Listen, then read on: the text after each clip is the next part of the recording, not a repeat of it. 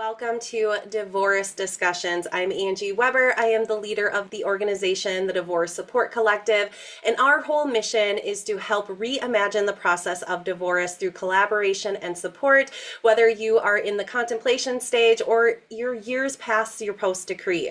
We want to help educate and support you on different matters when it comes to divorce, and that is why I am so excited today to share the wisdom that Barb has for all of us. Now, drawing over 30 years of experience as a self-employed entrepreneur, Barb has served as a CEO and CFO to two successful businesses and spent the past 5 years as a psychotherapist. She's dedicated to walking alongside her clients as they navigate growth, healing, and self-discovery, always honoring their wisdom and lived experiences. Through empathy, dignity, and self-compassion, she helps clients build confidence, strengthen relationships, and cultivate a grounding sense of self. As the founder of the Shock Connection, she strives to create a space that balances warmth with bold empowerment, supporting clients in transitioning pain into possibility. Whether you're navigating anxiety, trauma, or life transitions like a divorce, she's here to help you find your spark and move towards a life of clarity, growth, and self-worth. So thank you so much for being on today, Barb. Angie, thank you so much for having me. I'm so glad to be here. Yes, well, I think our listeners and viewers are going to be able to learn a lot from you. So we're going to dive into the questions right away because, again, whether they're in the contemplation stage or they're years post-decree, I'm sure there's a lot of questions that they still have that you're going to be able to shed light on. So many people do find themselves, uncertain about whether divorce is the right decision. So what hmm factors, or maybe some insights, should someone consider when they're in this place of indecision? Yeah. I want to at first like totally normalize that indecision. And because when I think about that, I think about the reason we're in indecision or what do I do is it's because of the gravity. It's because of the gravity of the decision, Mm, and nobody takes this decision lightly ever. And so any decision, I mean, just to use an example, I mean, if you're buying a house, right? Big decision. It's going to weigh on you a little more. And so in relationships and especially when you're just even in the beginning, what's going on in my marriage stage, it feels really big and really heavy because it is. And it's because it's something that I when I work with people, it's something that you really value.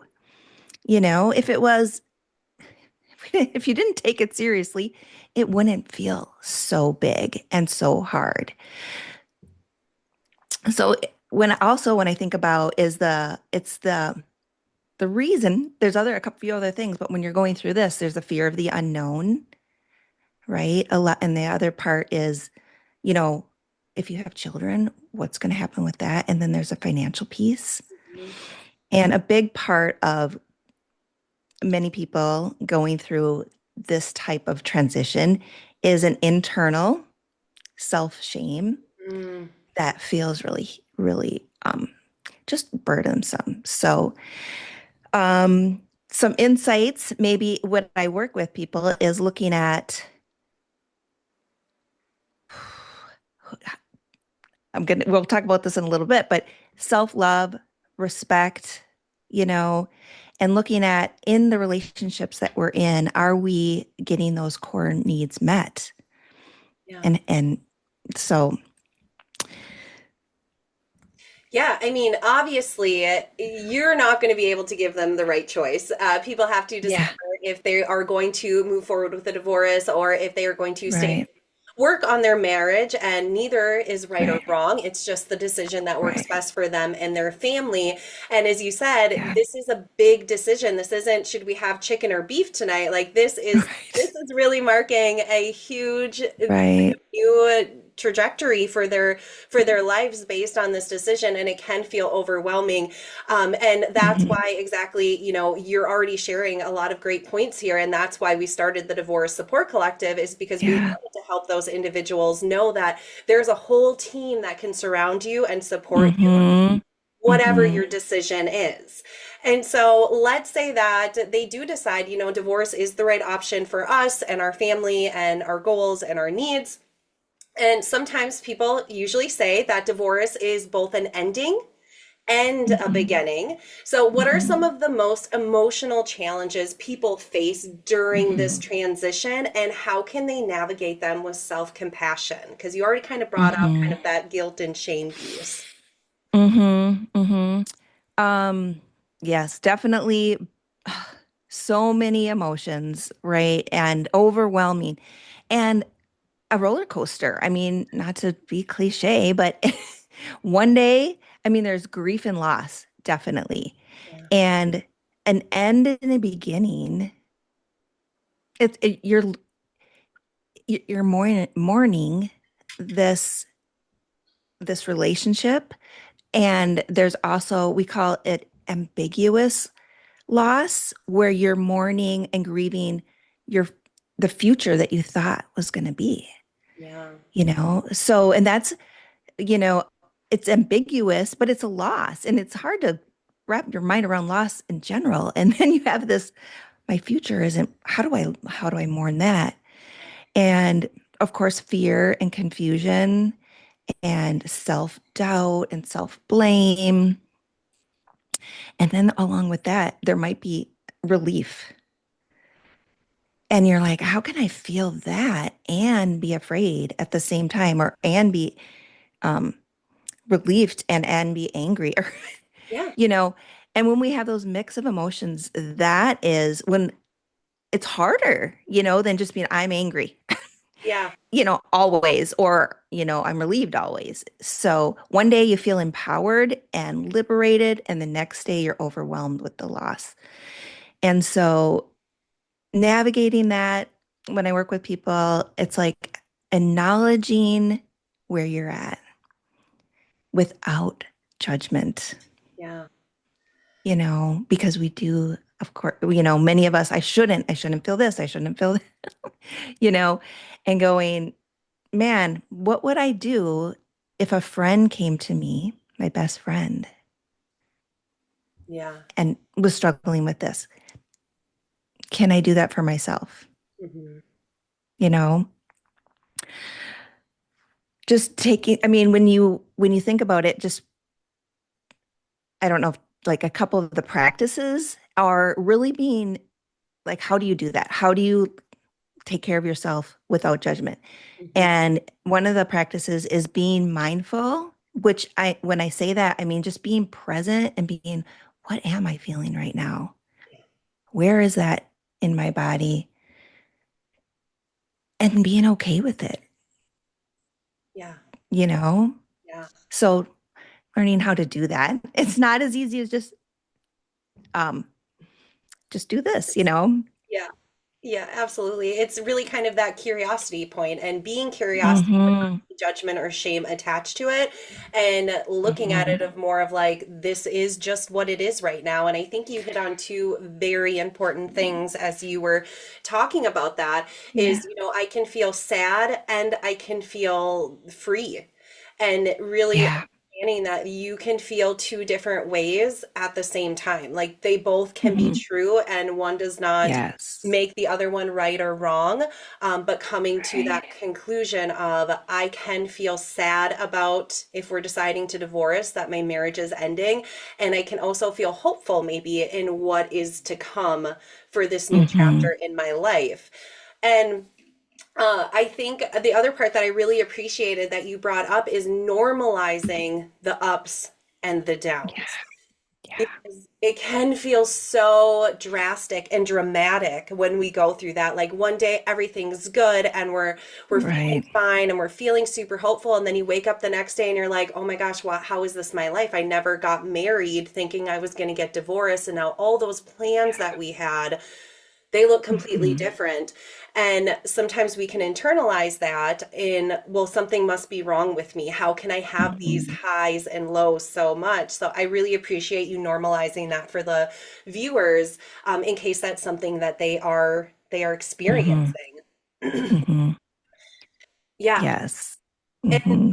the other thing that kind of aligns with this is that if, especially if you have been married or with someone for a long time, divorce can really shake a person's self identity. You know, who am Yeah. I? What am I now? I've always been Mr. or Mrs. fill in the blank, or that's I've always been Hmm. their counterpart. We always go everywhere together. Everyone knows us as a couple. So, what are some steps that maybe the viewers, if they're feeling like they've lost their identity, how can they rediscover themselves and build confidence in this new chapter of life? Absolutely. And thank you for, I'm going to say normalize again, because that part where our identity, and we can be, I work a lot with identity, and sometimes it's what we're doing, right? I'm a therapist, I'm a coach, an attorney, I'm a doc, right? But really deep down, it's who we are in relationship, Yeah. right?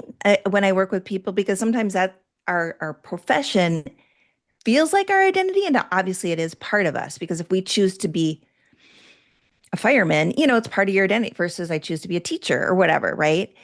And when we're in a relationship with someone for really long and we're married and we're a partnership, it is part of our identity because it's part of how we relate to that person and how we relate to other people in the world.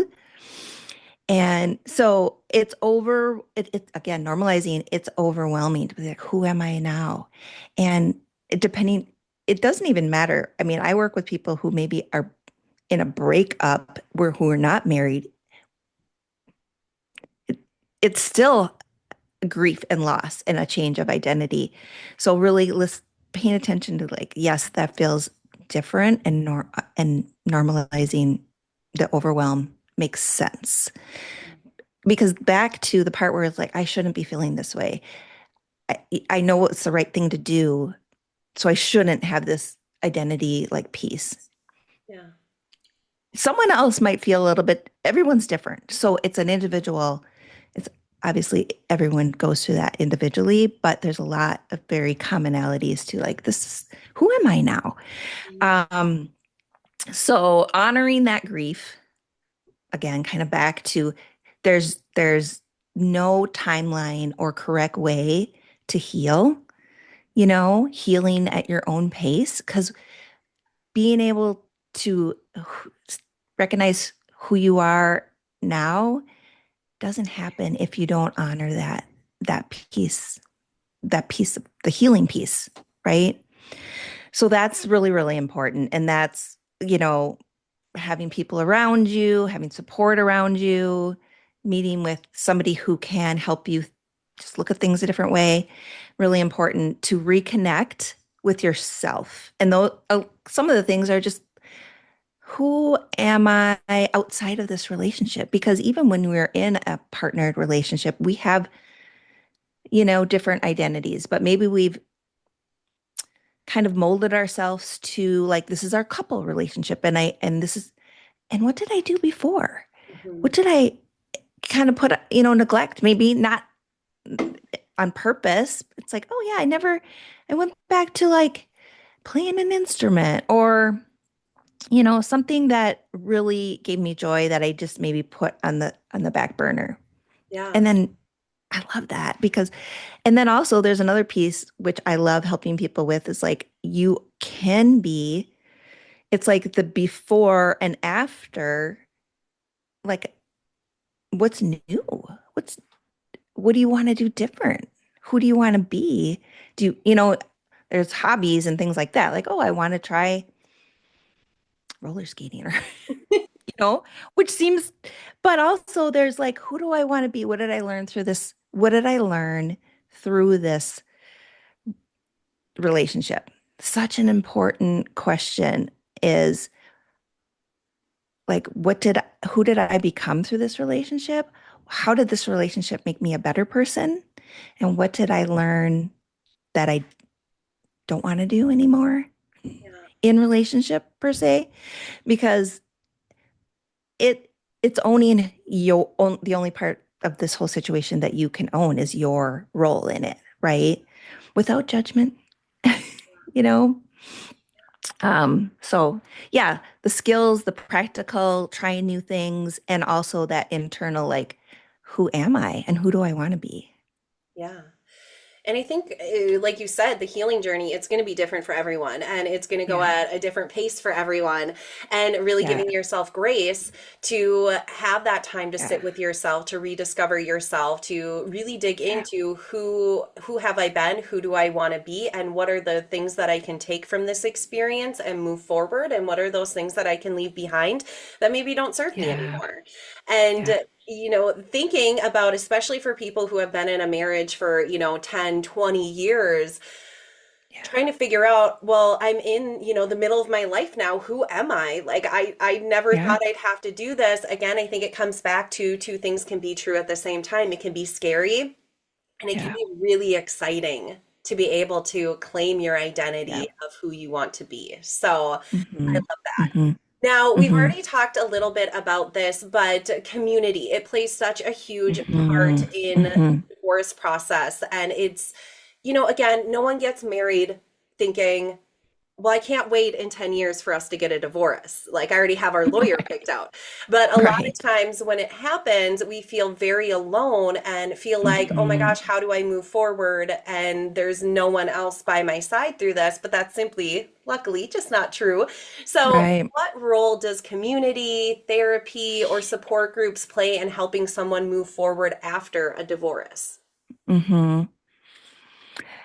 Such an important role, all of these things, because when you're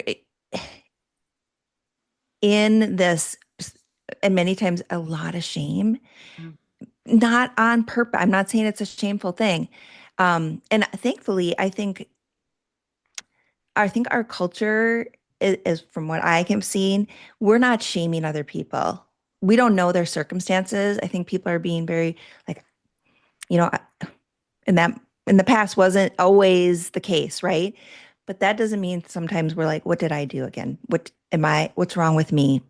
Yeah. So coming alongside community is so important because the isolation just feeds that spiral of self negativity and shame.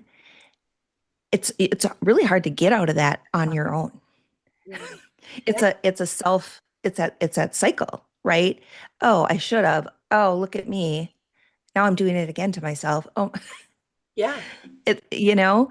So I love that there is so much help out there with community and finding support groups, like we've talked about, crucial. We all know that being with people who have been going through what we are experiencing Yeah.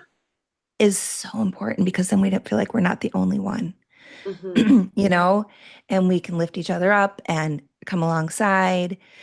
Um, of course, therapy, very safe place to be vulnerable.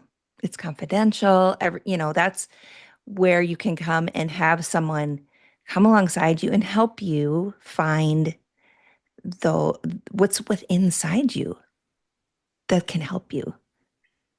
You Yeah. know, everyone's different. I always say I wish I could tell you what to do.